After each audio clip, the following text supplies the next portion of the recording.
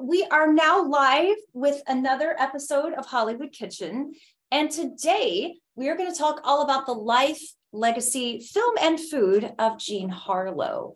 And I have here Darrell Rooney. He is an animator, he is an artist, and he is the co-author of the book. Let's see, the book Harlow in Hollywood, the bombshell in the glamour capital from 1928 to 1937. And also is my co-host, this beautiful pup named Tuki. Tuki's going to be helping a lot today. So she provides moral support. Moral support, our emotional support dog today. Tuki is 15, so she's seen it all. She's seen it all, and she's very, very sweet. So welcome to Hollywood Kitchen. And by the way, today we're going to make Jean Harlow's cream puffs from a late 20s recipe that is pretty darn rare. And I will talk about that in a minute. But first, Darrell, if you met a young person or someone not familiar with classic Hollywood and they were like, who is Jean Harlow? Why should this matter? And why should I pay attention? What would you tell them? What would you tell them matters about Harlow then and now? Oh, I would have to do the thing that I kind of hate to do, which is to say, do you know who Marilyn Monroe is? And they go, of course. Mm-hmm. And I would say, well, Jean Harlow was Marilyn Monroe's idol. That is who Marilyn Monroe patterned herself after. And they'll probably go, what? That she was the first. Nope, she was the second. So they were both the blonde bombshells of their time in Hollywood. Jean Harlow was known as the original platinum blonde, and she was the first blonde vamp in the movies with the introduction of sound. She was the beautiful girl that was funny and clever and could get her man any way that she chose to, whether it was nefarious means or not. Sometimes she's a bad girl, sometimes she's a good girl. But she was always an incredibly sympathetic character on film, and that's what makes her really stand out. She wasn't a one-dimensional sex symbol. And one thing that strikes me is that I've been lucky enough to get to see a lot of Harlow's films, especially the pre-codes, on a big screen, and those play like gangbusters. And there's some stars that they were great at the time and they don't really translate to modern day. Harlow does. Like, she brings the house down even in 2022, 2023. And her films are so fresh and so fun and so really relatable even now. Yeah. Well, it's funny. There's something, I want to say it's because she is just very authentically herself, and she has a really strong personality that translates to film very easily. But I think it's her authenticity that people recognize, so that she always feels present and contemporary, even when she's got, 1930s marcelled hair and, her eyebrows that are really thin and high up on her forehead, big stung lips. Mm-hmm. There's just this realness about her that transcends all of that artifice. I agree. And I say this often on my tour. There are some stars that are of their time, and there's other stars that are truly timeless. And I think Harlow is definitely, I agree. She's in that pantheon. So I want to talk a little bit about this recipe today, because when trying to find recipes, it's not always easy. It's going to be backwards. It'll probably be backwards. That's okay. This recipe came to me from a book from 1933 that I had heard about, right? And I'd never been able to find it online at any used bookstores. I couldn't find it on eBay. I couldn't find it at libraries. Well, long story made short, I found out this book is available in Austin, Texas at the library there. That's the only place on earth I could find it. And thank you to Anna Rowland. Anna, if you're watching, you're the best. Anna Rowland went to the library in Austin, Texas, and made scans of this book and sent me the images, which is how we got this recipe. And I say that because there's a lot of Harlow recipes. In fact, we even did a viewer's choice for this episode, right? But in this case, this recipe at the bottom, it says Cato featured leading lady. Well, the Cato company, if I'm pronouncing that correctly, Cato. It was Cato. It was Howard Hughes' company. And this is what would have when she made Hell's Angels in 1929, 1930. Mm-hmm. And so for me, this is a really, if you will, a deep cut. This is a kind of an obscure Harlow recipe. So we're going to kind of use that as a jumping off platform today to talk about Jean Harlow's early career and early chapters of her life that we didn't get a chance to cover in the previous episodes that we've done, including the hot roll episode and the appetizer episode. So this is going to be a good chance to kind of talk about another facet of Jean Harlow's life. Yeah, and I thought because what we're making today is from 1929, 1930, that we would mostly talk about things from around 1929, her Hells Angels time period. So I brought some pictures. I'm going to read some things. I'm going to read some divorce paper stuff, which I thought would be that would be a little bit juicy. All right. But first, we are going to make the cream puffs because I like to get the food done early on in the episode. Now, I have been educating myself a lot on cream puff making in the last week, as one does. My friend Mary Stanford, who is a very close friend and almost a constant collaborator with me, she has not ever made cream puffs. And so she kind of recuses herself of this episode. So if anything gets screwed up by me, Mary had nothing to do with that. And I just need to put that out there. So, okay.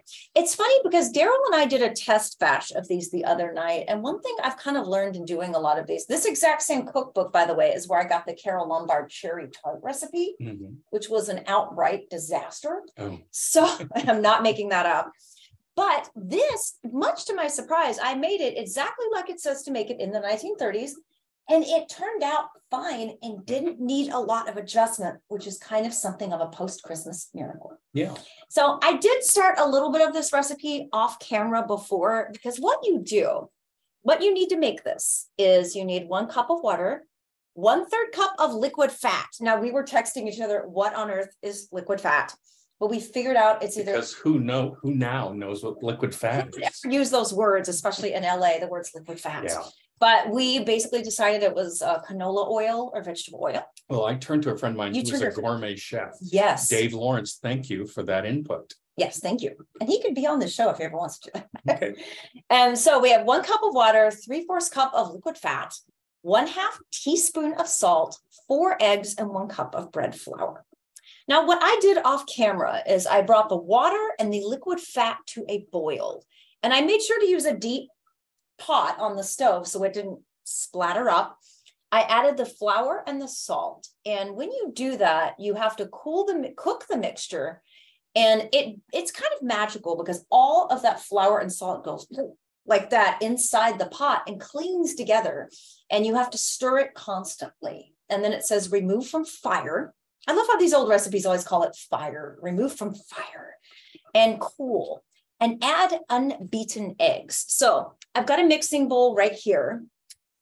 Should we move this out of the way? I'll move that out of the way. And this is what the dough looks like for the moment. Now it says add unbeaten eggs, 1 egg at a time, beating thoroughly after each egg is added. So oh shoot, I got egg on your— I'm so sorry. I will totally dry clean the velvet tablecloth. I apologize. We'll wash it. Okay, I'm so sorry. We're using a black velvet vintage tablecloth here and I just spilled things on it. I'm so sorry. Okay, so I'm stirring the egg in here. And while I'm stirring, this is going to be a process to add these 4 eggs individually and stir thoroughly. So why don't we go ahead and get on into talking about Harlow, because there is so darn much to talk about. And we're going to talk about her first marriage, her early movies, and this entire kind of early chapter of Harlow's life. So where shall we start? Well, let me just sort of set the stage. Okay. Jean Harlow's real name is Harleen Carpenter. She was born and raised in Kansas City, Missouri. When she was 11 years old, her parents divorced, and she and her mother came up to Hollywood. She went to Hollywood School for Girls. And she went to school with all the children of NGM executives, which set her up perfectly for the future of her life. In 1925, they returned to Kansas City, and she went to school in Chicago, met this wealthy young graduate named Charles McGrew III. Instant love on both sides. She's 16, he's 21. They ran off and got married in September of 1927. How did the mom feel about this? Because we know Jean Harlow's mother had a very tight grip on her. Yes, Mother Jean had lots of plans for her daughter. Her daughter was going to pave the way for their future. And So grooming, she was grooming her daughter. Harleen runs off and marries this guy. So she liked who she had married because he was rich. Liked that a lot. She just was concerned that, Harleen got married so young that she just didn't have a clue what marriage was about. Over cloth. Oh, no, you're good. Do you have a towel? Because I have egg on my hands. Behind you, where'd it go? I don't know where it went. Oh, well. And another thing that Darrell and I talked about off camera was he was telling me that Jean Harlow's first husband had inherited $200,000, and that was in 1929. Yes, so that was his trust fund. So there's more money beyond that. Wow. And I whipped out my iPhone and went to an inflation calculator website, and that $200,000 in 1929 would be 3.4 million in 2022 currency. It only goes up to 2022 on the inflation thing, but yeah, I guess I haven't tabulated for this year yet. Yeah. Anyway, so Mother Jean was concerned by her youth, that she was immature and just didn't have a clue what marriage was really about, which ultimately proved to be true. So Harleen hated the East Coast winters and convinced Chuck, her husband, that was his nickname, to move to Los Angeles, which is something that wasn't troublesome for him because his grandparents actually had a winter home here on Arden Avenue, Hancock Park. Nice.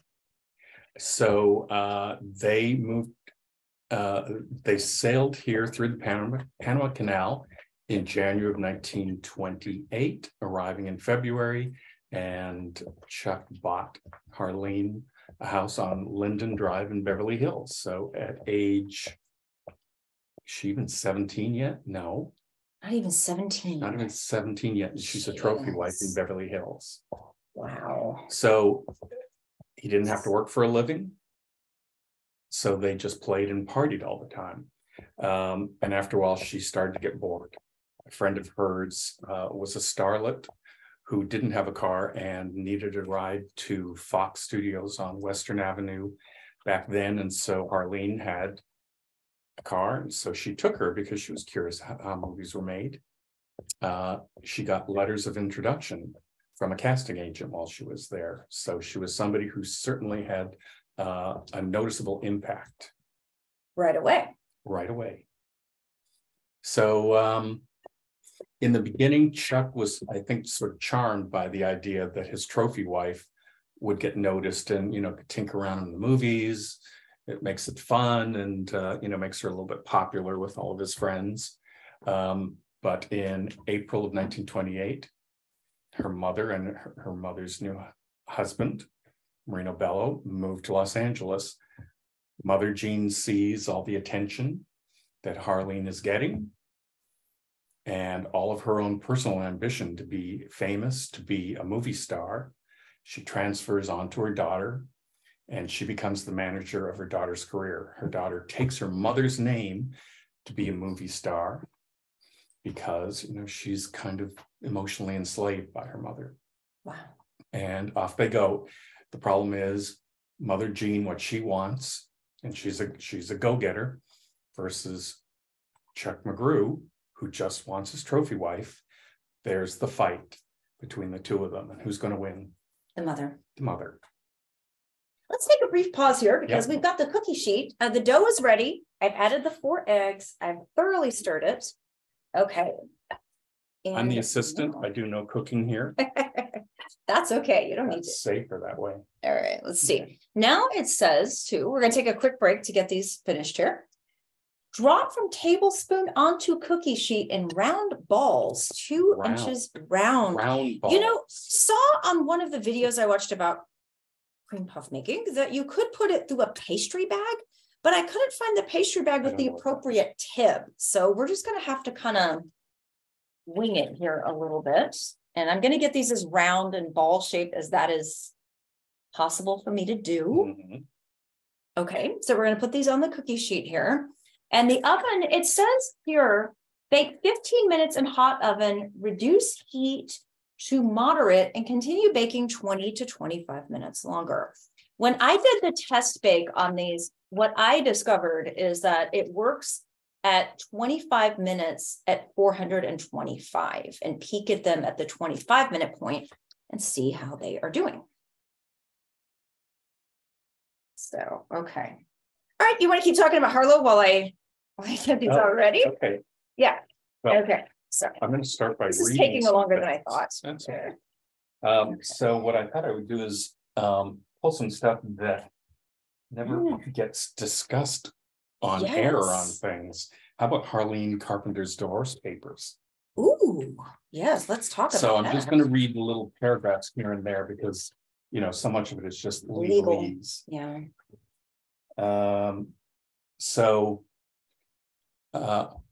Harleen Carpenter, Jean Harlow, is going to divorce her first husband. And Mother Jean is the one who's pulling the strings. So, you know, she wants the trust fund, $200,000. And, you know, initially when they married, that was the idea, was that she was named as co-recipient of the trust fund. But he is a grandfather and he rules the purse strings. So this fight is going on between Jean Harlow and her mother pulling the strings, and Chuck McGrew and his grandfather pulling the strings. So in part of the allegations, I find this really interesting. Charles McGrew denies the allegations in paragraph blah, blah, blah. But he admits he receives the income from said trust, the $200,000, denies that he was accustomed to spending the entire amount so received upon himself, but instead alleges that he gave to his wife while they were living together a substantial portion of his income, and that he contributed also to the support of the parents of the plaintiff. So he's basically bankrolling Jean Harlow and her mother and her stepfather, who are not working at all. That would be correct. Wow. So it's not like he's spending $200,000. He's taking the interest, you know, every month. And I'm sure there's a substantial amount. But, you know, it's just, they're letting their son-in-law pay for them. It's crazy. Very quickly, I did watch one cream puff making video where they took water and used the little water on their hands to dab down some of the peaks. So I'm going to do that really fast. Oh, good. Okay, I'm going to read one other thing while you're doing that. One of the complaints that Chuck had was that his wife had posed for indecent pictures, which is the Perfect Park photos, where she was semi-nude. She was never photographed buck naked. She was wearing a diaphanous scarf, placed selectively.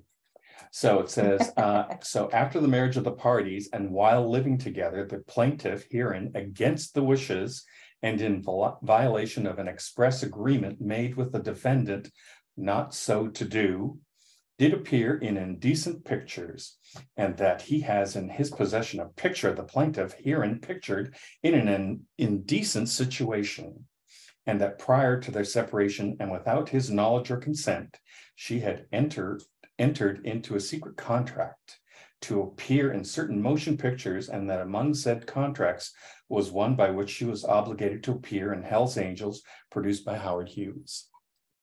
Okay, I'm going to go put these in the oven. Okay, so 425 for about 25 minutes. Yeah. So we're going to do. So basically what that's saying is that she made the movie without him knowing that she was making it. Sort of withheld that. So, you know, to me, that's Mrs. Bello pulling the strings. There's one other thing that happened, and I can't find it. For some reason, I removed the affidavit from this collection of divorce papers. But there's this great affidavit from Mrs. Bello where she talks about how they served papers on Chuck McGrew.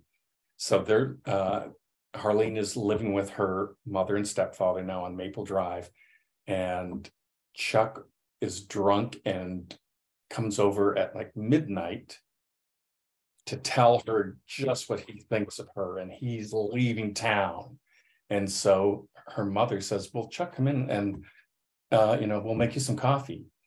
So she sits Harleen down with Chuck, and they're talking in the living room, and she's in the kitchen she calls her lawyer and tells him, get over here. We're going to serve the papers right now.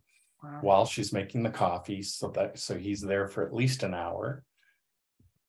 And so the lawyer shows up before he finishes his coffee and he gets served. He is furious. He's so mad that he fell for that ruse that as he's driving away, he purposely smashes into the car that he gave Harleen just to show her out how mad she is at him. Well, that Mama Jean was one slippery sucker. Who? You mean Mother Jean? Mother Jean. Sorry. Never Mama Jean. Mother Jean. That's a construction that Irving Shulman created in the 1960s. Yes, but here's the reason why. No one ever called her Mama Jean. That's something that happened in the 60s with Irving Shulman. Okay. Because the play Gypsy was the biggest show on Broadway. Okay. Mama Rose, the ultimate stage mother. So to say Mama Jean, you go, oh, that's more like Mama. Oh, she's a stage mother. Okay. So it's a shorthand way of describing what she was like. Okay. So Mother Jean was a slippery individual. She was clever. Very clever. Yeah. So anyway, so the papers were served. He left, and then the divorce papers followed through it took like a year and a half for it to ultimately be worked out. Mm-hmm. Ultimately, Harleen said benevolently, who knows what really happened behind the scenes, benevolently, I'm going to leave him the $200,000. I'll have a career instead. But she did make him pay for all the legal bills, which he ultimately agreed upon. And so on January 29th, 1931, it was all said and done. Okay. Now, did Chuck McGrew remarry, or what became of Chuck McGrew? He remarried in 1934 to a socialite. Trying to remember if it was, and he had 2 daughters. I can't remember if it was with her or with a subsequent wife, but he did not tend to stay married long. One of the big complaints that Jean Harlow had was that Chuck had a drinking problem and that he could be physically violent when he was drinking. And I kind of suspect that's true because his parents died in a boating accident around 1925.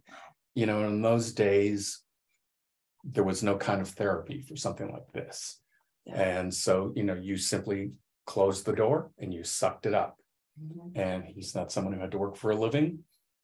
And, alcohol was easy for him to get. And I think that he really suffered from alcohol abuse. Certainly, that's what the divorce papers say in detail. Okay. Interesting. Yeah.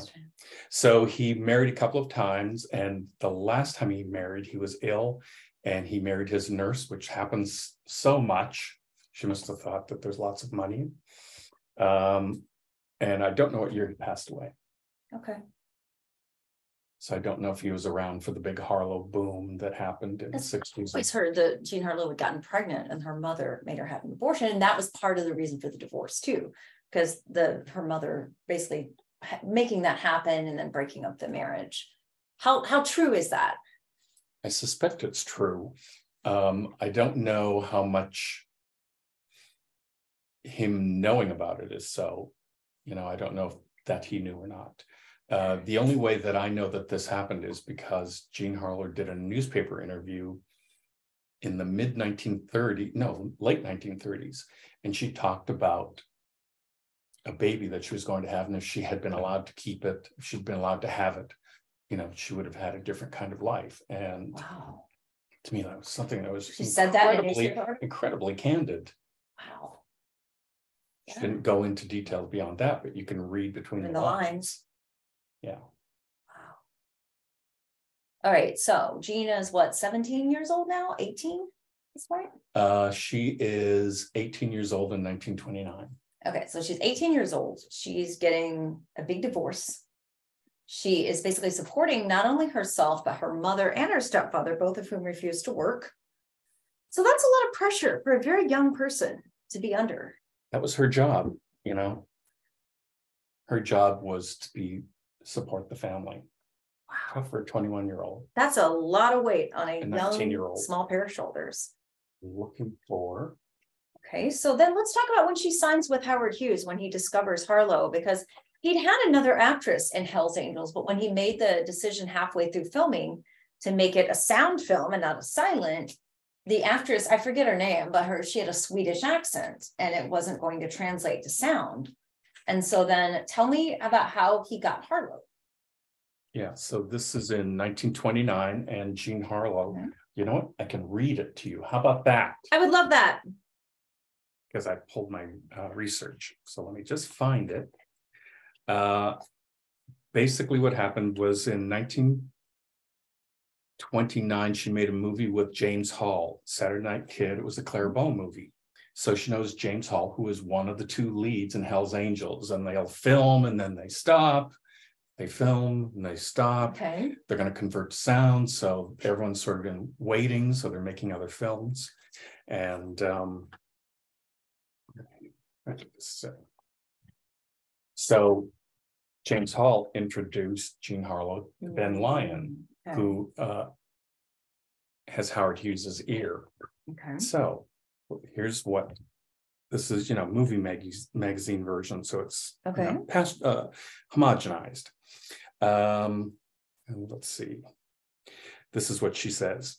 It was really Ben and Jimmy who were responsible for getting me into Hell's Angels. Naturally, I had heard a lot about that picture. Who hadn't? I knew that Greta Nissen had played the silent version, but that she was not to do the talking picture. I also knew that practically, try that again, Darrell. I also knew that practically every actress in Hollywood was being thoroughly tested for the part. In a joking way, Ben and Jimmy suggested that I should be their leading lady. I took it just as it was meant, as a joke. I thought they were still kidding when I received word to come back to the studio and meet Mr. Hughes for a test. After that, I didn't think much about it at all, meaning she thought she did a terrible job. After that, I didn't think much about it at all. All I knew about acting was what I had picked up in hit or miss extra work and a few comedy leads. To this day, it's a mystery to me how Mr. Hughes happened to take the chance with me, but I am grateful. In her philosophical moment, she is glad to splurge. She splurged forth in such a sensational picture. Everyone will go to see it, she reasons it out. In one jump, it may put me in a position I could not have reached in many years of hard work in much less insignificant and less spectacular talkies. Wow. And that was a huge movie for the time. The budget was astronomical for that time. Yes, it was like a $3 or $4 million film because it was shot twice. Yeah. And they had one of the biggest premieres of that time, Hollywood Boulevard. I've never seen. The biggest ever. Howard Hughes, was a showman, and he knew what to do. He lined Hollywood Boulevard with biplanes that were, strung up between the streetlights. There were planes flying overhead, Klieg lights, searchlights everywhere, and everybody in Hollywood came for this premiere. So, I'm going to hold this up to show you guys.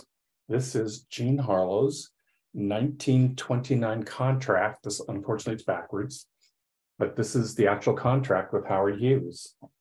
It's just 2 pages, and she signed right there using her new movie name, Jean Harlow. Now, what prompted, we've probably talked about this before, but the name change because Harleen Harlow Carpenter doesn't really work on a marquee. It also probably doesn't fit on a marquee. It doesn't fit on a marquee. That's a very good point. So taking her mother's name, since her mother was sort of her. Well, it wasn't her dream to be a movie star. That was never her dream. That was her mom's. She liked to write. She was an only child. And so she had amused herself a lot as a kid, and she liked to write. And even when she, interrupted sort of her life to do this thing that was really fun, she had a lot of fun in her life. She did it for her mother. And she always figured, when I'm too old for it, which, 5 years, 7 years, 10 years, I'll be a writer. So all the time that she was a movie star, she was getting ready. She was laying the groundwork for becoming a writer. Oh, wow. So she, it was a playful thing between them that she took her mother's name. It was, like this cute little conspiracy. Oh, I'm up on screen, but I'm doing this for you. So her mother gets to see her name in lights. Okay. So, let me just read one or two things from here. October 24th, 1929 contract. Gentlemen, I will be pleased to enter the employ of your firm as a screen artist for all of my services exclusively in the picture Hell's Angels to play the part of Helen on the following terms. I am to receive $100 per week consecutively during the time required for my services. And one, you are to have 60 days thereafter to decide whether you wish to exercise an option for my services for a period of 6 months at $100 per week. So she makes the movie for $100 a week, and then for 6 more months, she gets $100 a week. Should you exercise the above option, you are to have an option on my services for another 6 months at $150 a week. So every 6 months, it would go up $50. Okay. And so it's all spelled out here for about 7 years. Just $50, no matter whatever happens to her, that's what it's going to be. And then somebody has actually tabulated the dates that it's going to be where the option will happen. Wow. So every 6 months, a new contract. This is how big it is. Wow. 1 page, and she signs it. And there's the Caddo company right there on the top of the letterhead. Right. Yeah. Okay. So initially, Howard Hughes didn't have plans for her beyond publicizing Hell's Angels. Send her everywhere, all over the country, so that you can meet the star of Hell's Angels. Okay. He didn't have another movie for her. And of course, that made her mother freak out because her mother wants a movie career for her daughter. So she's really the driving force of trying to get another movie, get the next movie, get out of this contract if you can't get a movie.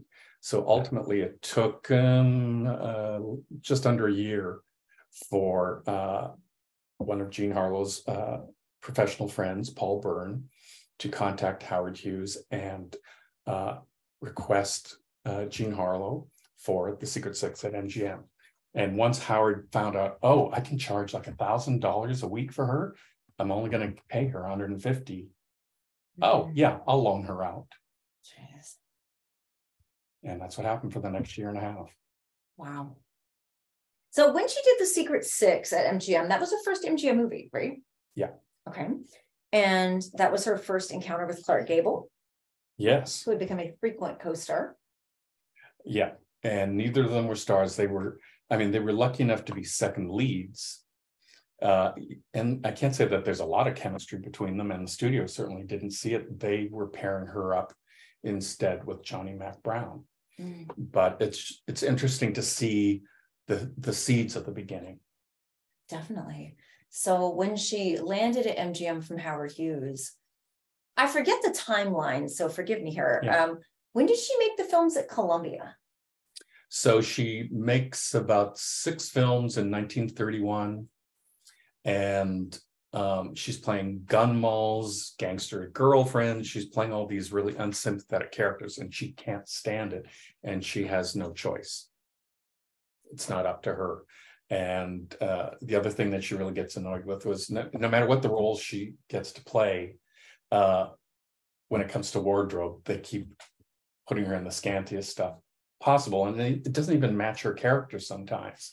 Public Enemy. For example, she's supposed to be a society girl. She's not dressing like a society girl at all. Anyway, so what she's looking for is roles where she can be sympathetic so that the audience will like her. She doesn't mind being a bad girl as long as you understand her. Okay, so she made the Columbia films after Hell's Angels. Yes, she made them a year after. Okay. She's looking for a way to be cast in sympathetic roles. And when she was on tour back east sometime in early 1931, she meets Lonnie Zwellman, who has some mob ties in New Jersey. He's very sympathetic towards her. And so he bankrolls a deal with Columbia, put her in 2 pictures. Wow. So he makes this huge loan to Columbia, and they have to guarantee 2 pictures for her that she will absolutely be a sympathetic character in. So that's Platinum Blonde and 3 Wise Girls. Mm-hmm. Which both those are great. I enjoy them. I enjoy it. she is not who, you know, we come to know Jean Harlow Yeah, as not yet. Not yet. You know, her screen personality hasn't quite gelled yet. And they're the ones that really understood how to make her elemental in terms of her emotions. And she's a funny girl, and they let her be funny. So she does the Columbia Films. She goes off on what's initially a 3-week tour back east, where she's going to get $3,000 a week. Howard Hughes hears about this. That's not in her contract, that she has to give him any of that money. So she stops cashing his checks because he wants his cut of that money. So she's not going to share. And he starts like sending her this information. Remember how we said that, you know, after a year, we would split all of the profits from your films 50-50? Yeah, so here's how much money you will get, $8,500. Just cash this check. No. She wants out. Her mother wants her out of that contract. Behind the scenes, Paul Byrne is working with Irving Thalberg to get her over to MGM in a comedic role, redheaded woman. Irving Thalberg finally says yes on her birthday, March 3rd, 1932. She's called when she's back east and told MGM's going to buy your contract. So, and that means that Howard has finally agreed to sell her contract. And he always for decades said that he sold it for $60,000, but he only sold it for $30,000, which is still an incredible amount of money. But it's the showman. Even at that time, he doubled it to make it sound so much more impressive. So the Paul Byrne thing, they started out as friends, right? Yes, that was a professional friend association. So what changed, and how did that change? Part of it, I think, is Paul Byrne's psyche, you know, his sort of psychological makeup. He is someone who was, you know, sort of had this name around Hollywood, the father confessor of Hollywood. Sounds so lame, but it does. You know, he was a German intellectual and studied psychology books and sex and psychology. He was in charge of all the Garbo films at MGM. And so he was always wanting to help people out. He was very sympathetic towards particularly struggling starlets. Joan Crawford, he helped her wend her way through the studio system till she became a star. And Jean Harlow was the next girl in distress. You know, she was a girl whose career was just rotting on the vine as far as she was concerned. It had a very short shelf life. She knew what she needed to do. She needed to have sympathetic roles. He saw her in public events because he would take her to parties and things, and he saw the way she was just this really free, young, spirited girl. He wanted to get that girl on screen. And so he knew that she could do it. He just had to find the right property and convince the studio. Redheaded Woman was the right property. Nobody else seemed to quite work for it, although I'm surprised Joan Crawford seems a natural. Well, I did an Anita Page episode at one point with Alan Ellenberger, and Anita Page said that she really wanted the role, and she claimed that Irving asked her for sexual favors in order to get the role. Now, that seems out of character for Thalberg based on what I know about him, but again, you never know what goes on behind closed doors. So it just seems so unusual because you don't hear stories about him usually, ever. Well, I would think that he would have asked for favors much earlier than that. Right? Yeah, she was a big star in the 20s too. Yeah. So in any case, Anita Page wanted it, but did not get it, regardless of how she didn't get it. She didn't. And Harlow did. Yeah. And did Harlow dye her hair red, or was that all a wig? That's all a red wig, Max Factor wig, and a fantastic wig. It looks real. It looks real, and it's not, to me, it's not really locked into, a rigid time period. It's, she wears it in different styles, so it looks very natural. Anyway, so she is finally funny on screen, and the movie is a huge hit, much more than anyone expected. And, so for all the hopes and dreams that Jean Harlow had to revive her career, for all the hopes and dreams that Paul Byrne had to launch this girl's career and correct the trajectory of it. It all happened. It all came true. And I think in that giddy excitement of all of that happening, it drew them closer and closer together. He actually left for a month while she's filming Redheaded Woman. So he's not even guiding her through the film. She's on her own. Wow. He comes back when the film is done, and within a week, he asks her to marry him, and they get married 2 weeks later.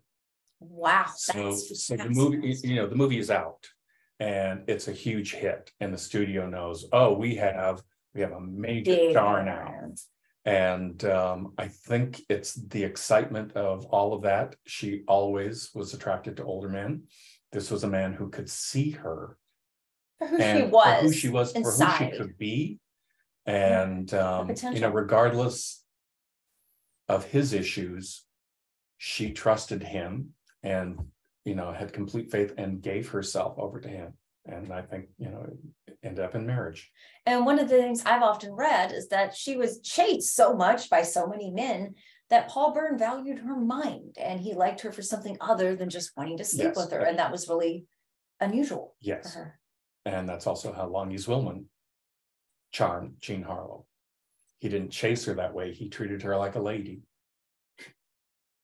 So, and that was her thing. She was treated really poorly by a lot of men, and that's the way Hollywood worked.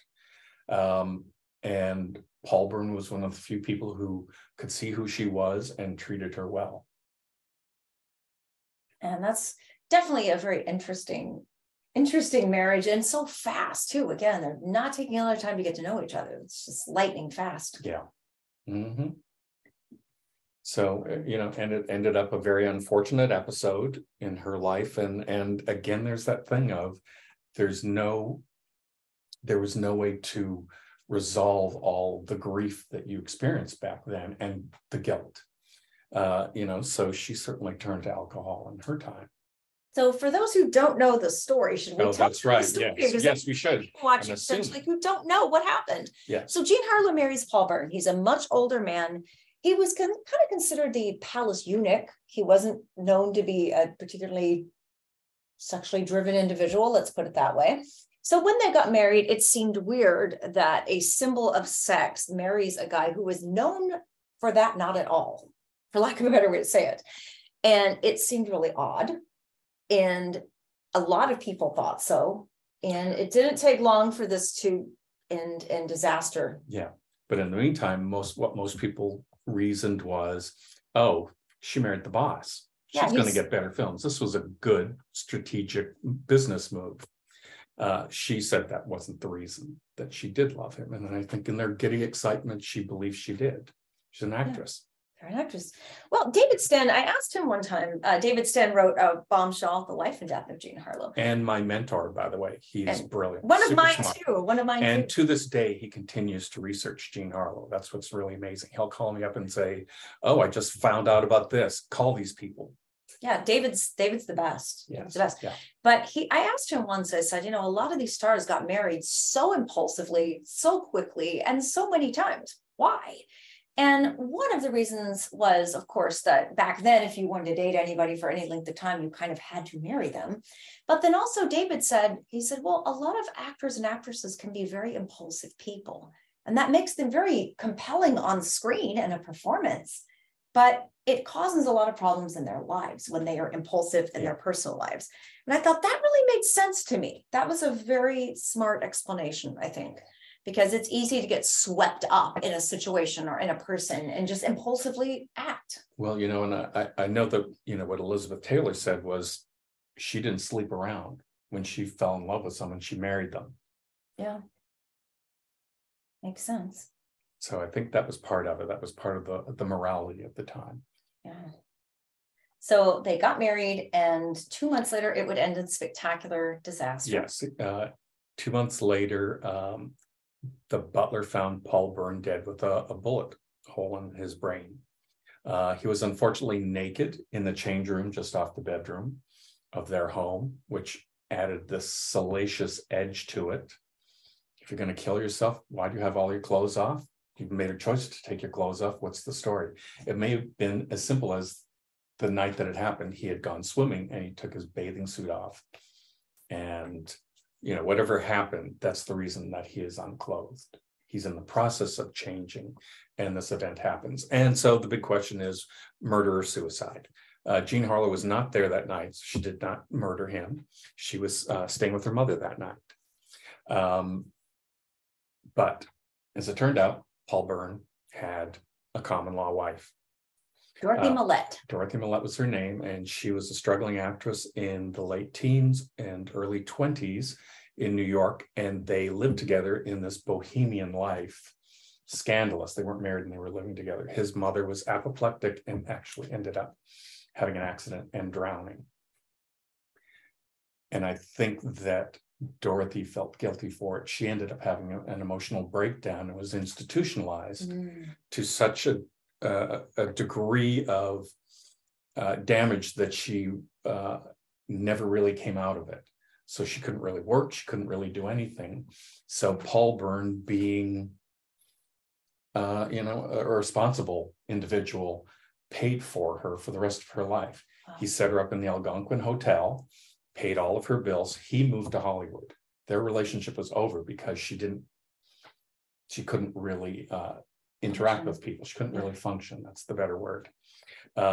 She was reclusive and became very, religious. And people at the Algonquin Hotel knew her as Mrs. Paul Byrne, but she was, this lady who would always be by herself. So that went on for 12 years. He's in Hollywood. He goes through the process, screenwriter, ultimately becomes an executive and launches films on his own, or works with Irving Thalberg, becomes one of his trusted 8 producers at MGM. In the spring of 1932. Oh, the green puffs are ready. Hang on. All right, Okay. let's hold that thought and check on the green puffs. Okay. Bum, bum, bum. You I'll get the eggs out of the way. Oh, while you're doing that. Okay. Good. I'm going to mention something while you're doing that. Carrie asked me to find a picture to frame for a final picture when we do this. And I'm like, let's see, what can I find? And I found this picture. This is 4x5. And this is actually a photograph of Jean Harlow from 1933. That's from her father's collection. He had very few pictures left, and this is one of the few, and on the back it says Harleen, I think written in his second wife's handwriting. So in honor of today, this is her father, Montclair Carpenter's picture of Harleen. And here's how the cream puffs look. I think these look even better than the test batch, to be honest. Oh, These are they're really, huge. They're huge. They're much bigger. They're much bigger. Yeah. And we're going to let these cool for Okay. a little bit here, but we can show you what the test batch looked like when it was all said and done. And what we did is you can get one of those pastry bags with a tip and squeeze the cream inside. What I chose to do was cut the tops off and make it almost like a little burger. And we got some pudding that was already pre-made pudding here. And then we got some powdered sugar. So here is what the final cream puff looks like. See, behold, garnished it with some powdered sugar. It's got vanilla pudding inside, or you can make any kind of custard, and garnished with fruit. So why don't we eat one of these, each of us? We must. I think we must. I think we have to. Okay. All right. You have this one? I have this one. Let's start with one of these. Mm. Take one bite and then I'll finish my story.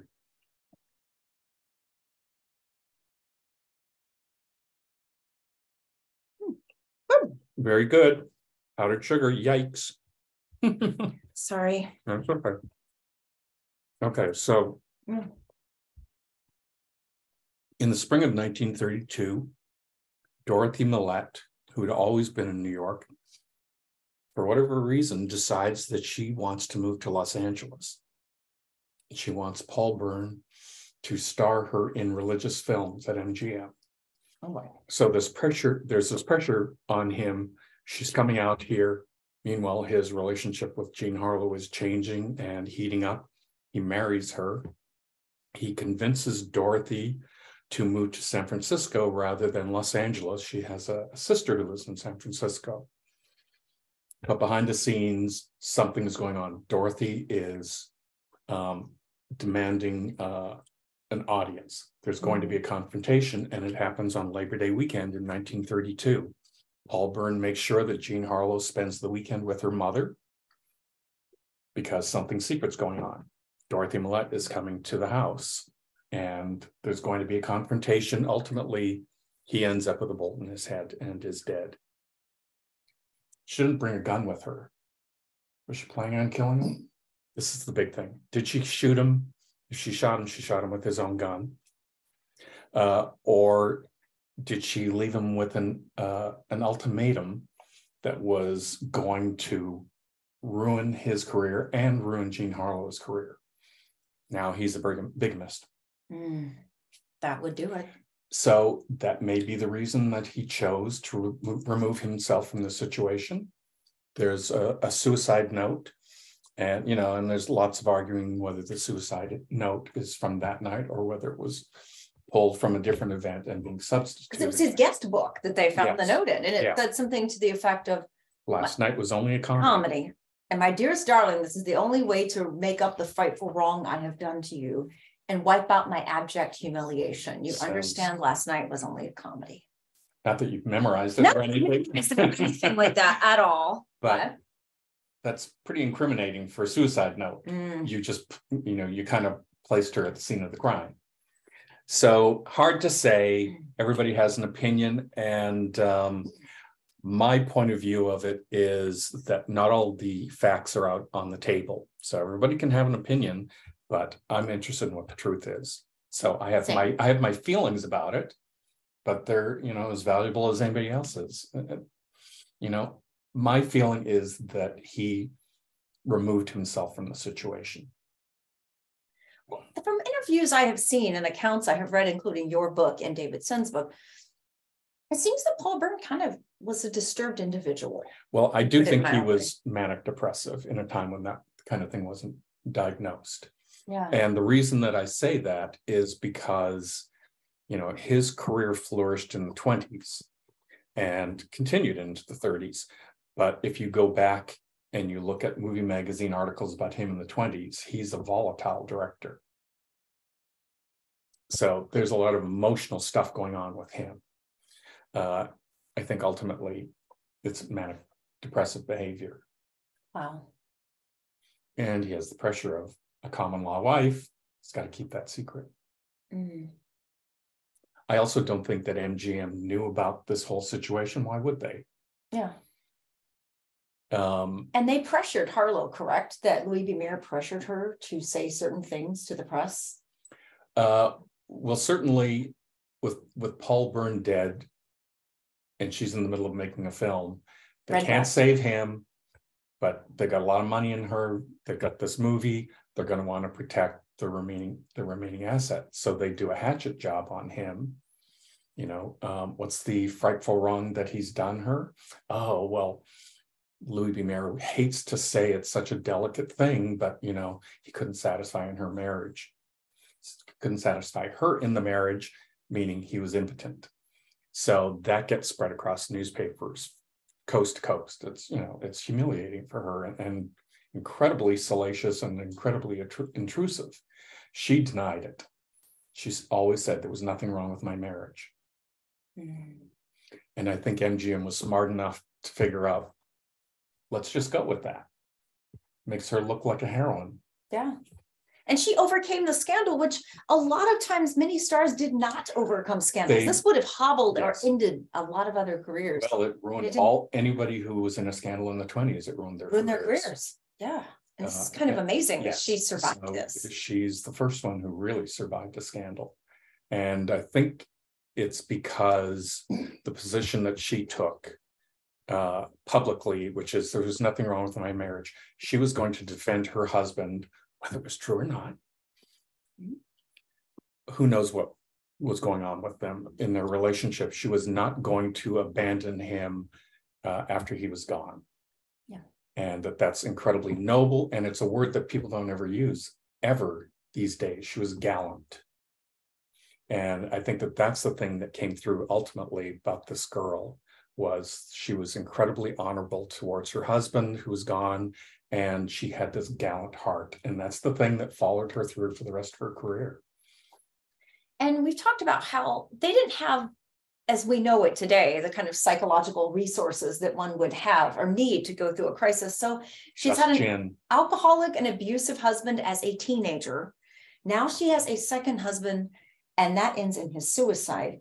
There's no one she can sit and talk to. There's not a crisis counselor, a grief counselor. There is Jen, and there is Jen, and there's Jen. So that's kind of what she had, right? In those days, you closed the door on the problem and you just moved forward.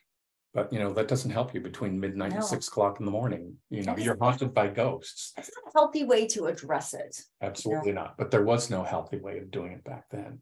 You were expected to do physical exercise while you're in the grieving process, which of course does help. It helps, move all of that stuff. And she certainly did all of those things for the next 6 or 8 months.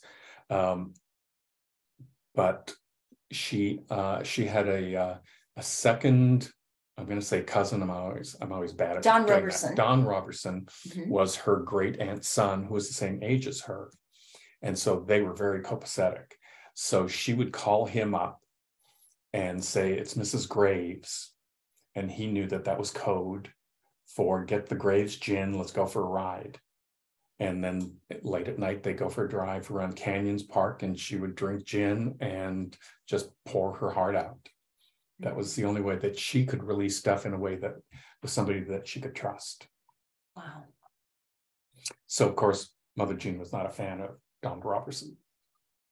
The relationship that she and Mother Jean had seems so outrageously dysfunctional and even sick by our standards today.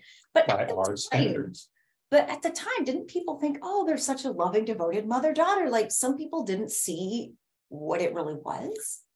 Well, I think very few people saw it. The only people who really saw it were the ones in the inner circle. Donald saw it for what it was, and Jetty saw it for what it was. So they, tended to roll their eyes at her, and Donald did not kowtow to Mother Jean, which she didn't like. Oh, shoot, now I forgot my train of thought.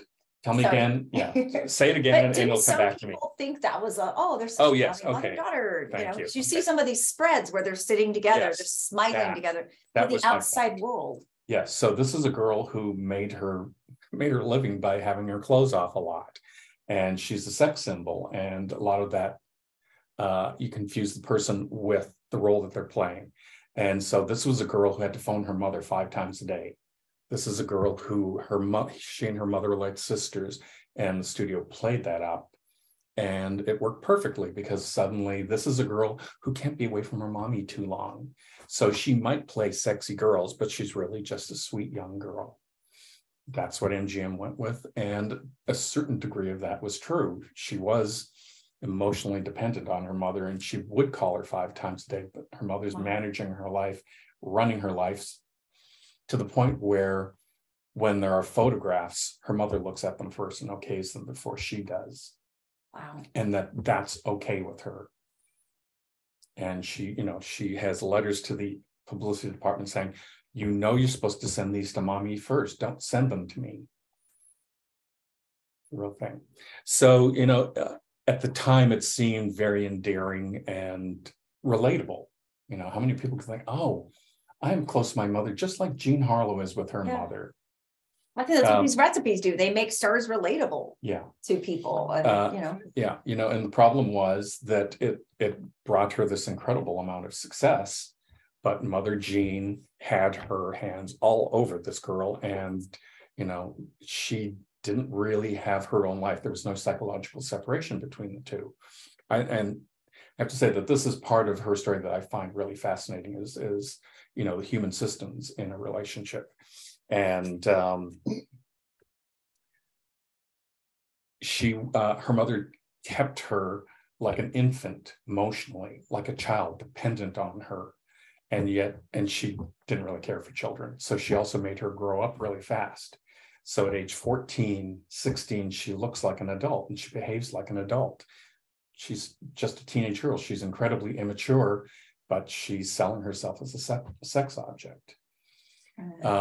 So by the time, usually around 25 or 26 is when you become your own person. And Jean Harlow had to fight her mother in order to gain her own independence.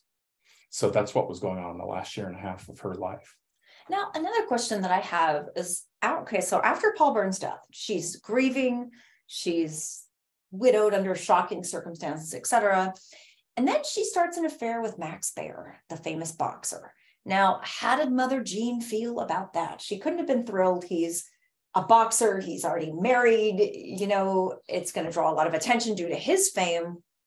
Was that her act of rebellion in some way against her mother? Was that her acting out her grief and trying to connect with another person? What was kind of the draw to Max Baer? I'm going to say it's more innocent than that.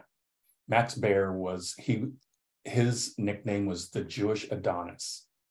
Nobody loved Max Baer more than Max Baer. And he loved the ladies. And when he came to Hollywood, it's like, okay, who am I after? And he just went after everyone. And I think he steamrolled Jean Harlow.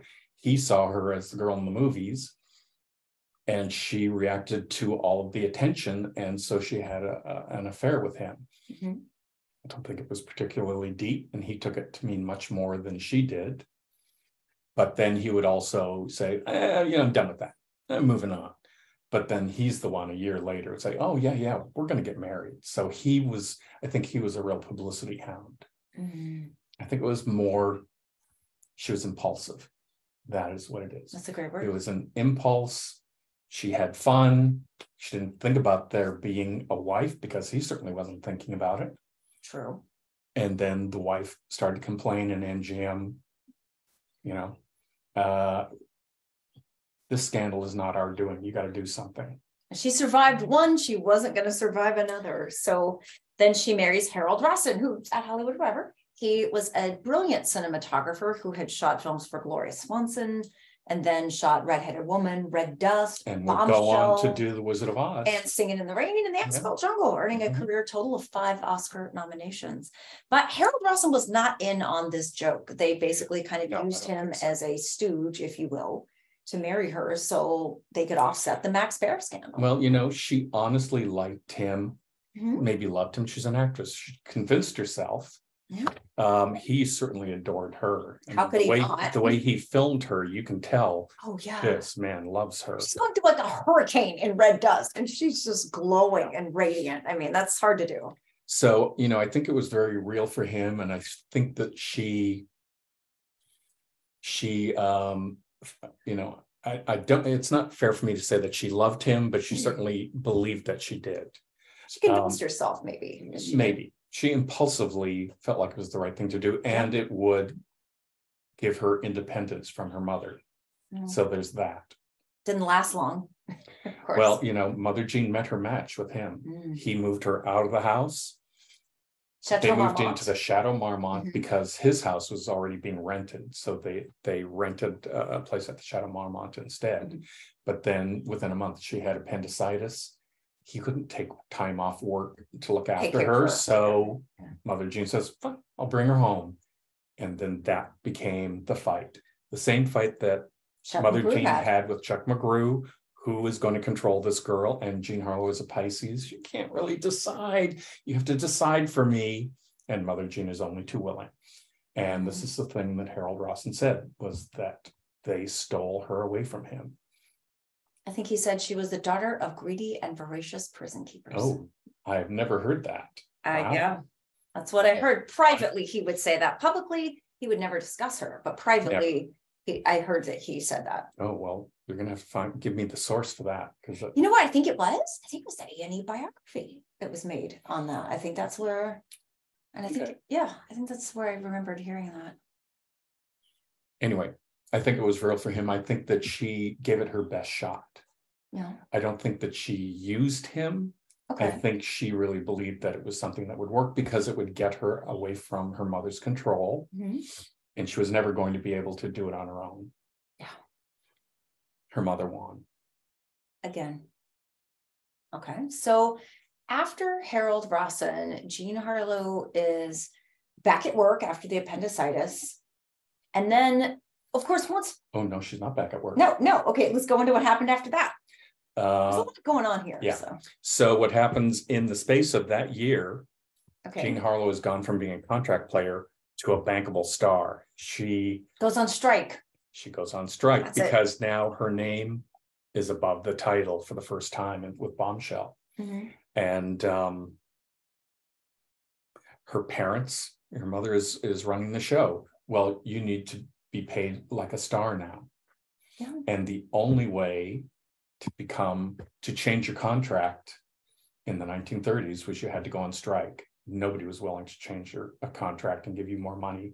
You made a deal. And, those contracts were really ironclad, and Betty Davis is the one who finally broke it, or is it Olivia? Olivia de Havilland broke it. Betty was the crack in the dam. Yes, that's right. Olivia broke the dam open. Yes, and that took 7 more years, I think, for that to happen. So the only way you could do it then was you would go on strike, and they do all this bad publicity to you, and then ultimately they would decide, okay, here's the deal we'll make, and you end up with a new contract. So Mother Jean and Marina are behind this. She goes on strike, and then they take a $20,000 second mortgage out on the house, and that's what they live on while they're on strike. So they don't suffer too much. So finally, Jean Harlow basically goes behind the scenes to Mr. Mayor and says, I'll come back. What kind of deal can we do? And ultimately they make a deal so that she comes back. I think it's on January 20th, 1934. She will continue at the same rate until the end of May. And she will make the movie that's ultimately called Girl from Missouri at her previous rate. And then at the end of May, she moves up to this new salary. Okay. So they got January, February, March, April, May. They got 4 or 5 months out of her. That was the deal that was made. Okay. And then she was a star beyond. From there ever after, she was always paid well. Now, one thing I wanted to ask you, you have an incredible Harlow collection. It's probably the best in the world. One of at least 3. One of at least 3 of the best in the world. Did you learn anything new or really surprising when you were working on your book? Oh, gosh. I always ask that because I always think there are things you learn and you stumble on when you were not expecting to. I mean, every day I would learn something new when I was pulling research. I'm going to say finding the 1937 newspaper where Jean Harlow just casually is talking about this baby that she had wanted, and if she'd been allowed to have it, that her life would have been happier.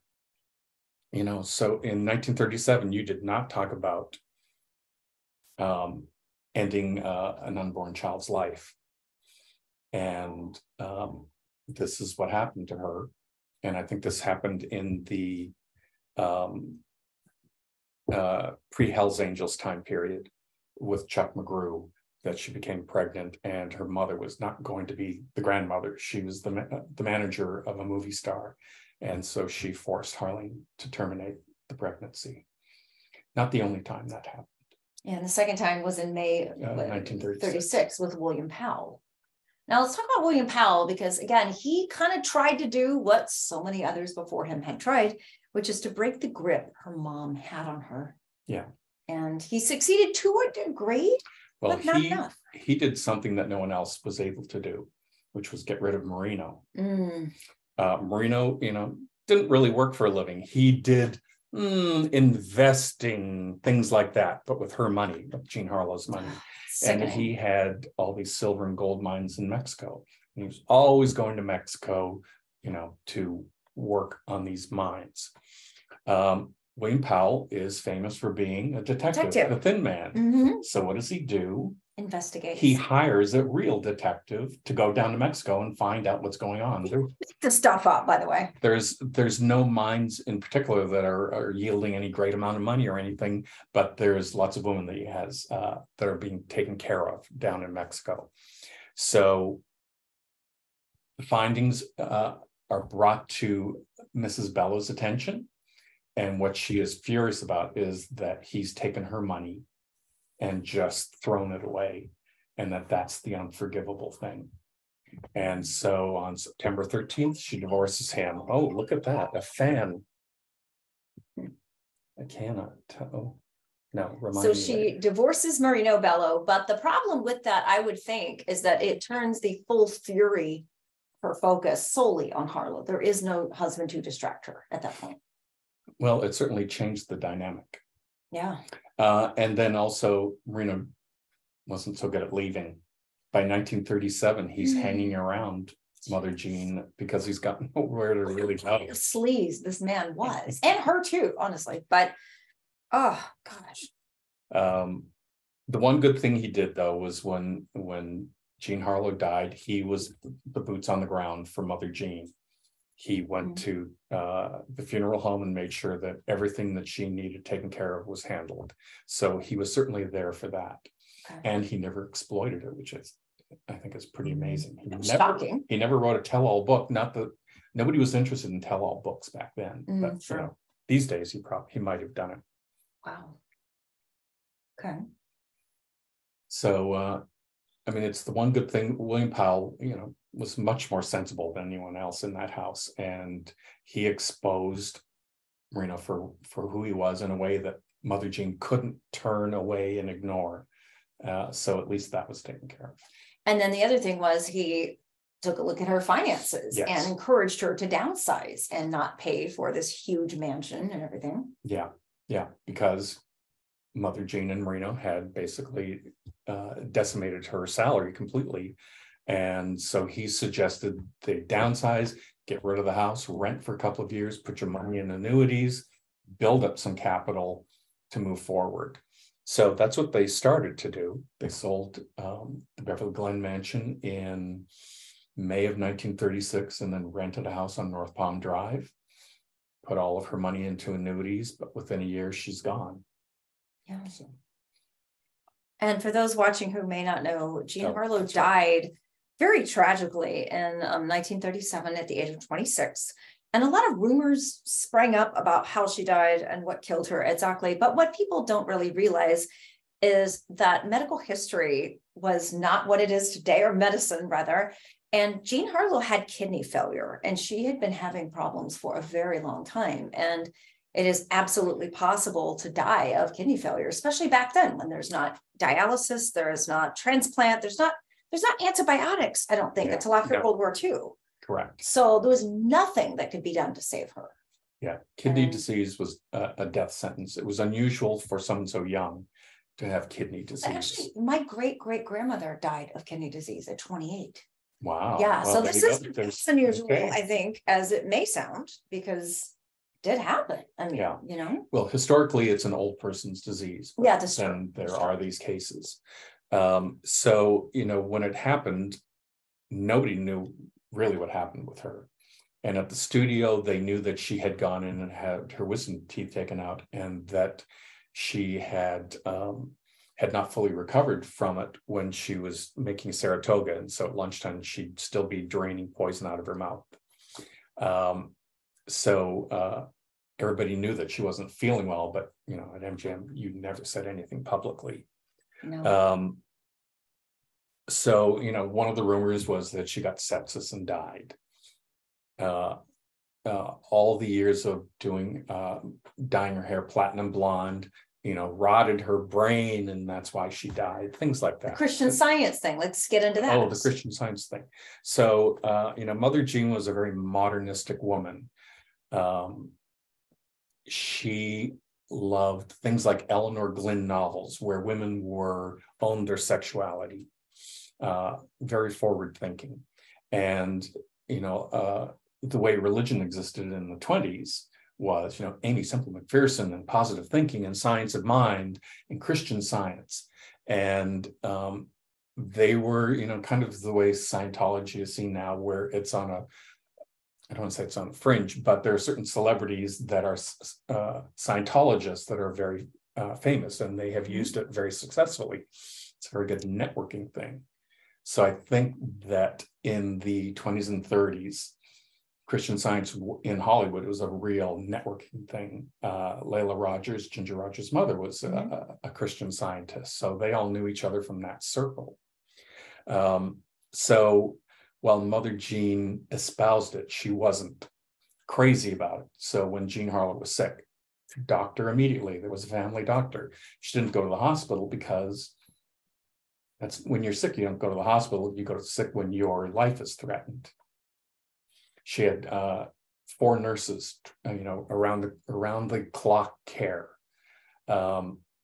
It's just that she had kidney disease and the doctor didn't see that's what was going on. So she was misdiagnosed. She was misdiagnosed.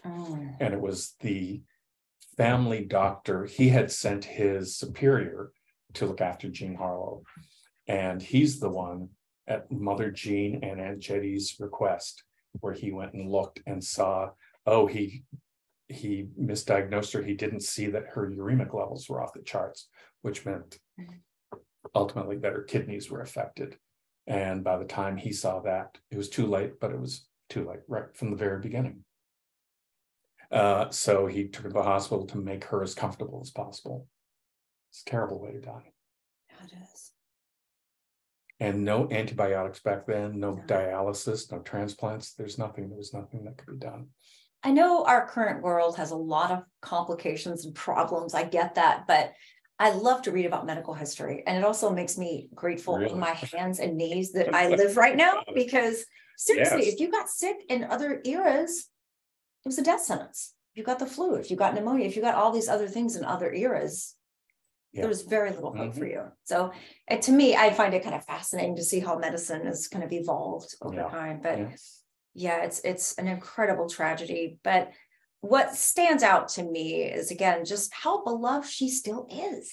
Like last time we did this episode, we got such a huge response. I mean, people love her so much. Well, she's known for her vitality, and that's what all the newspapers say when she died, that this incredibly vital girl, full of life and full of humor. How could she die? How could that happen? She was so young. So shocking. It's so shocking, and without any prelude to it, no preamble. On the day-to-day, you might have seen warning signs, the things that were happening. It was because her immune system was breaking down all through the year before. And then I think the other reason is because in 1932, with Paul Byrne's death and her gallant behavior, that's when people took her to their hearts. And people in Hollywood felt that way about her. People who watched movies felt that way about her. They felt they had a connection and they understood who she was as a person. And that's what a real movie star is, when you feel like you have a personal understanding of who that person is. And her films endure. I always tell people, watch these movies, because that is ultimately their legacy. That's how they live on. And I think the vast majority of Harlow's film career is on DVD, right? Yeah. If you want a primer, her most famous movie is Dinner at 8. It's a George Cukor film, and it's an all-star cast, and she steals the movie, she and Wallace Beery. And all the reviews say it, which must have been such a feather in her cap at the time. And then the other film, it's my personal favorite, is Bombshell from 1933, released ultimately as Blonde Bombshell.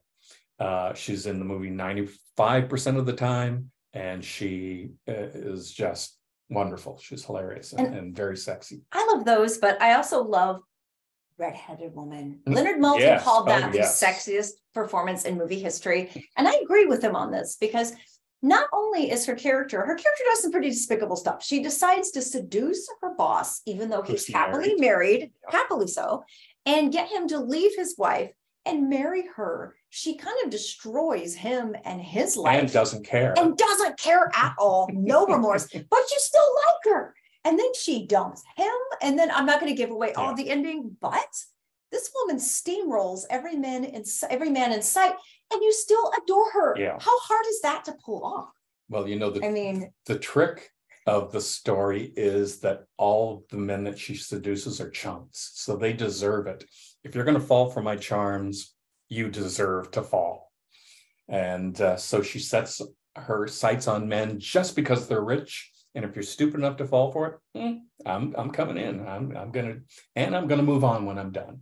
It's just the ending of that movie always gets me, because yeah. she's such like the happy hedonist, and she's Mhm. just going to go on and on doing this. And but again, it's a character that by all means you should hate and dislike and despise, and yet you adore and you actually root for, which is so completely counterintuitive, but it's delightful. And that movie, I was lucky enough to see it at the Egyptian a few years ago, and oh my God, did it bring down the house, that movie. I mean, and it is so pre-code. Oh my gosh, I love that movie. It's very, very sexy. And if you haven't seen it, and if you're watching Red-Headed Woman, it is a delightful pre-code movie. Yes, I agree. Well, let's see if there's some questions rolling in. Oh, yes. Bilia too, by the way. We haven't even seen much of that, and we need to. All right, let me see if people are asking us questions here. All right, 42 comments so far. Oh, people love Reckless. Yes. Yes. A Joan Crawford vehicle turned into a Jean Harlow vehicle. Okay, Danny Miller says, I can't help but always wonder what kind of career Jean would have had if she hadn't died so young. I think it would have been great. I think she would have had Lucille Ball's career. Yeah. And we've talked about that with Carol Lombard too. I think she could have gone on to Sky Was the Limit. Yeah. I think of how happy she looked in that picture from Cora Sue's birthday party in 1937. Oh, yeah. That's Danny again. Yeah, she looks great in those pictures. You know, those are her friends. And she's just so comfortable at that studio. You see how much she adores people and how much they adore her. Yes. Catherine Bird is saying, was William Powell with her at the hospital when she passed? If so, are there any photos of him leaving the hospital? He was there when she was taken to the hospital, and he didn't realize what was going on until it was too late. And so he was more in shock than anyone what happened. There are no pictures of him. I'm sure MGM protected him. Oh, yeah. There are pictures of Mother Jean and Aunt Jetty leaving, but only from behind. It was definitely studio controlled at that point. Now, did Don Rogerson get to see her at the end, or when was he kind of cut out of the picture at some point? Aunt Jetty was at the hospital. So I've never read anything about Don being there, so I don't think he was. And the last thing Jean Harlow ever said was for Aunt Jetty. And it's kind of heartbreaking, but I think she meant kind of in jest, where Aunt Jetty was so overcome by how tragic the scene was, she had to leave the room. And the last thing Jean Harlow said was, "Where's Aunt Jetty? I hope she didn't leave me." And I'm going to paraphrase that. That's not exactly what she said, but it's like that. But I think she kind of meant it like in jest. But it's the last thing she said before she went into a coma.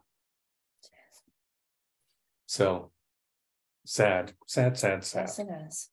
So let's look at some stuff. 2 pictures from 1929. It's the same picture. I think these are done by William Mortensen. And this one, the writing's backwards, but it's written to someone named Mariana. I think that Mariana is hair or makeup. I couldn't ever get along without you, just Jean Harlow. And is that Jean's actual signature and not her mother's? Oh, that's hers. Her signature, her handwriting was very much like a childhood scrawl. And it would change depending on whatever emotion she was feeling. Her mother's was always neat and measured and exemplary, controlled, completely controlled. Here, I'm going to ignore my face instead of yours here. This one is to her grandmother. And this one says, to my dear little grandma, all my love, your Harleen. Now, was it when she says grandmother, was this Mother Jean's mother, or? Yes, she wasn't close to her father's parents, her paternal grandparents, and they both died in 1933. She grew up and was raised by her grandparents, or raised with them. She was born in her grandfather's house. Her parents lived in the grandfather's house for the first 3 years of her life. So they were all close, perhaps too close. Yeah, I would say so. But that's the way they did things. Let's see. We sort of looked at contracts. I find that interesting, but that's sort of historic. That's not so much pictures. Howard Hughes is chasing Jean Harlow around to serve her with her last her contract in January of 1931, and she and Mother Jane are hiding out. They would do things like they're on a train to New York, and so they got off at the stop before New York City because they knew that Howard was trying to, serve her with this contract for her to sign, and then they'd take the train in. But they were going to the Hotel New Yorker when they got there. Ultimately, the contract's there. So she had to sign for it, but she never signed the contract. So that was, for me as a historian, that was really fascinating to get the actual documents and see, oh, there was a whole chase going on. There's been Harlow biopics like what in the 60s. There have been no good ones, no truthful ones. I was thinking, Darrell, this would be a limited series. Just the nuance of her life, the details of all the things that happened. I think that would be a limited series, much more so than an actual film. Well, Mark Vieira and I did write a script called Hollywood Blonde. That was part of our whole thing, doing the book, doing a movie. So we've got a script. It ultimately went to Brad Pitt's company, and they said, oh, we're doing another project called Blonde about Marilyn. We're not going to make 2 blonde bombshell movies. Jeez. So then anybody who made the mistake of seeing the movie that they released. No, I did not do that. That's good. That falls under the life is way too short for this heading for me. It was a terrible thing to do, somebody who's gone. I'm looking for the right picture to show. I'm thinking of the picture of Mother Jane with her. Where are you? Anyway, tons of pictures here that I'm flipping past. Wait, is this? She's sick and okay. Oh, so this is Pittsburgh, Pennsylvania. And this is when she first started the personal appearance tour. It started in Chicago. It was guaranteed 3 weeks in Chicago. It went over so well that they started booking all over the Northeast. It ran for 3.5 months. So she made a ton of money. The goal was to prove that she could draw in crowds for Paul Byrne to be able to take that to Irving Thalberg and say, you see, she is a bankable star. And it did the trick. So she's, going from theater to theater, town to town, and she gets the flu, and you still have to go on stage. So during the day, she's being nursed, and then in the evening, she goes and does her show. When you say show, what did Harlow do on stage at these live appearances? In the beginning, there was no act. And so even though it was terrible, people loved to see her. But for her, she was terrified that people were going to actually be physically violent to her because the roles that she played were despicable women. The Columbia movies hadn't come out yet.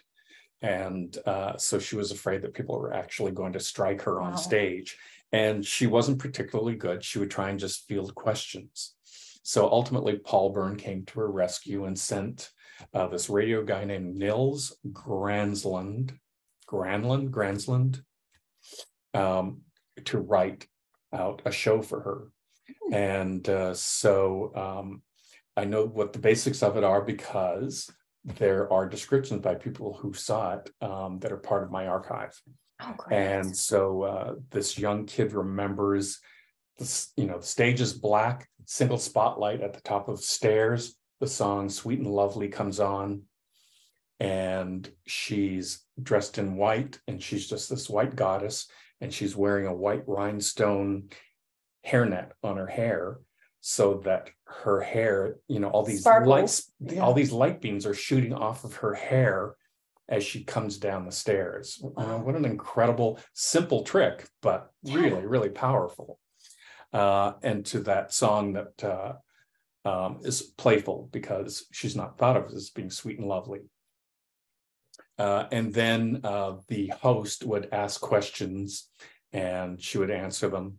And there's the running gag of he would drop a handkerchief or something and she would bend down to pick it up, exposing her bosom to everyone's delight. So everyone got their money's worth. Oh, Good to know. Yeah. So let's see, I'm trying to find, oh, well, here's a very telling picture. Look at this wonderful clinch shot between these two. Are they lovers? They sure look like it. Harlow's stepfather. That's her stepfather. Now all of a sudden it got really creepy. This is really inappropriate. Yeah. You know, and he just has his hands on her way too much. He's very possessive of her, and he's physically possessive here. And this is the thing that she had to deal with. Very creepy. He just was hands on way too much. And what did the mom? She didn't seem to notice this or care that he was like this. Sure, yeah. She clearly didn't stop it. Jeez. You know, it's, oh, here's the other picture that I really like this. What a battle axe of a mother. Look at her, she's so formidable. You don't get to her without going through me. Wow. Tough old bird. That's who she is to me. Oh. Fascinating. I'm trying to remember who said this. I don't remember who it was, but they said that they really liked Jean Harlow as Frank Capra. And when the parents came around, all of a sudden she changed. She became much more quiet and reined it in. So she just couldn't be herself when her mother was around. Gosh, that's sad. Oh, I'm trying to think of something else here that's interesting to show you. You've got tons of stuff, I know. I know. It's just a matter of well, this one I'll show. Maybe I've shown it before, but I still like it very much.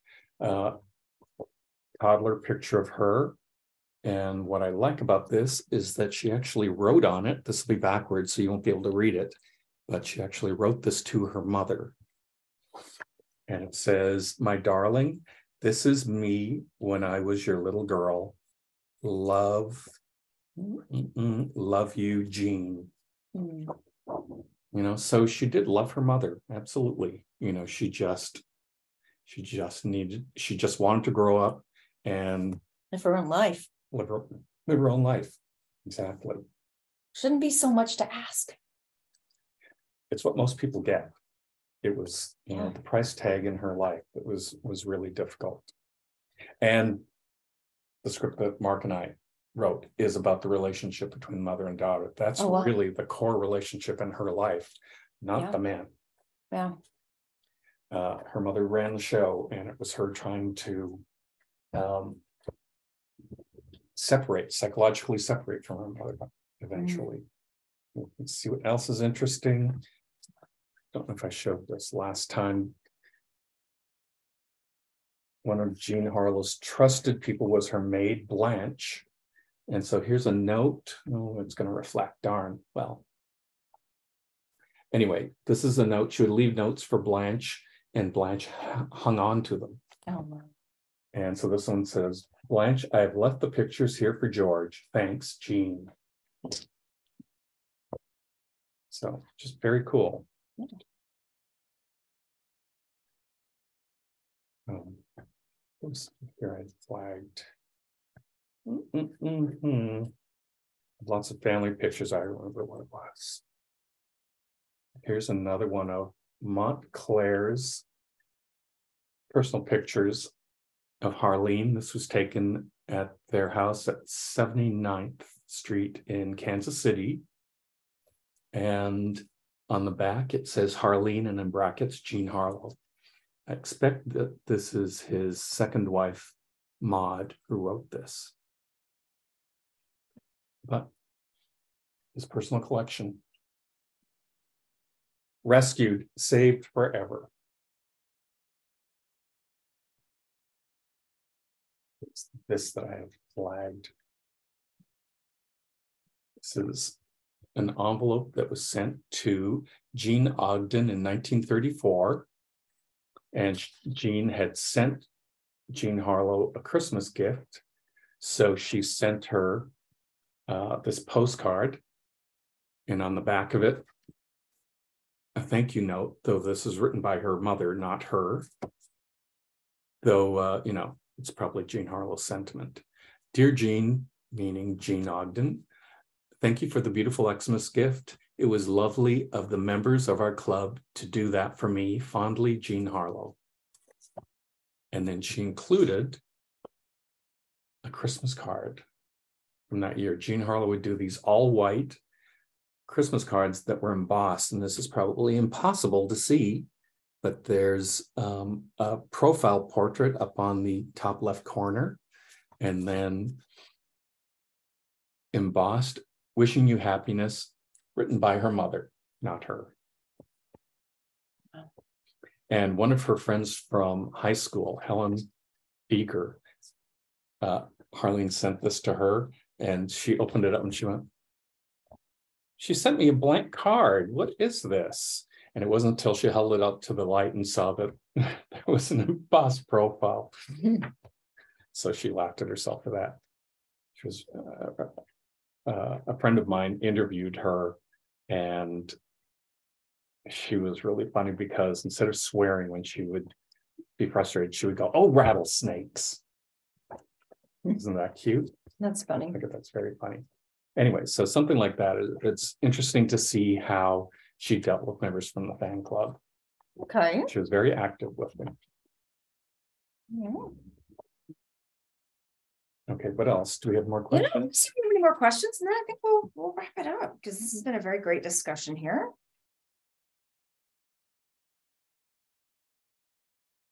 Yeah, it's funny. Sometimes my phone will not bring up all the questions, and then like 20 minutes after I log off, all of a sudden the questions will pop up. So, okay, Amy Sternberg says, I'm going to say rattlesnakes from now on. Yeah, I think we started a trend. Helen Fieger would appreciate that. So I think that's it for the questions, at least for now. But if you wanted to later, you could always go back in and answer people's questions as they come up, because people love to interact there. Okay. So any other things you want to show us or tell us? Oh, let's see. Maybe what I will do is, other than that, you and I are going to eat some cream puffs. Okay.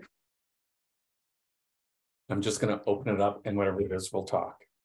Okay. Okay. So this is my album that if the house is on fire, I pick up the dog and I pick this up. Okay. Legal documents, this and that one, and the dog. Dog first, though. Dog first, because these are all Jean Harlow autographed pictures, and I love her in 1933 the most. So here's an original Darrell, and she has written, very difficult to read. That's George Harlow, the famous photographer, for those who don't know.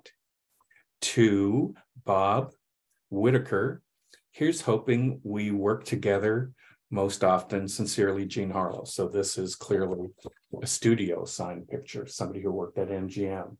And that's what I love is when it's someone inside the studio, it's the real thing. They got it signed in person. So there's that, and then these little ones.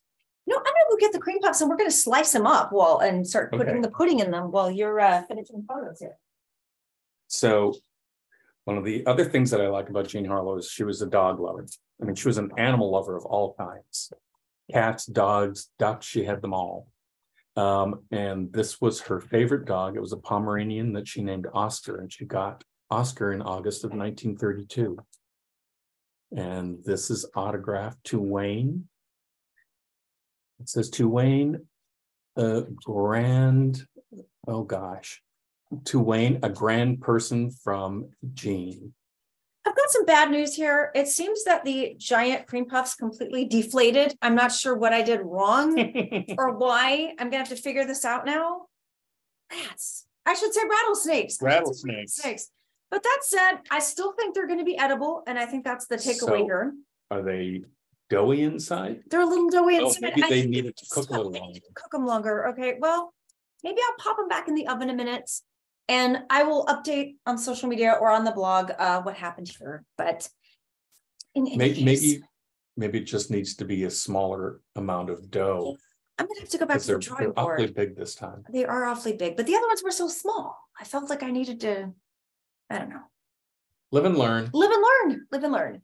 But I think that's really it for the episode today. Good. Okay. And as always, I'm so grateful to you for your knowledge, your expertise, and your time with all of this. Well, I certainly I know way too much, so it's nice to have a place to just talk about it and keep her memory alive. Yes. And if people want to buy your book, let's show the camera the book again and where people can get it.